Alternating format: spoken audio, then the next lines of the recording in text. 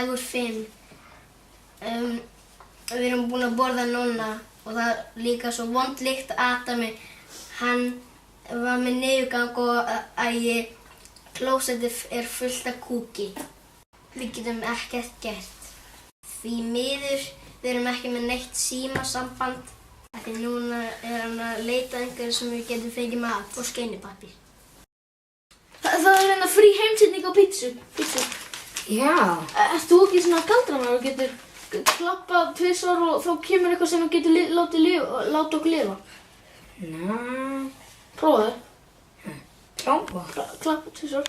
Ok. Rúbínkaffi? Af hverju rúbínkaffi? Ég drekk ekkert kaffi. Já, ekki heldur. Ég er ekkert hvað, ég kem að hérna niður á himnaríki, sko. Já, þetta er vond! Já, það er... Á ég að býta þig, borða það! Ég hef ekki smakkað hana miskuð!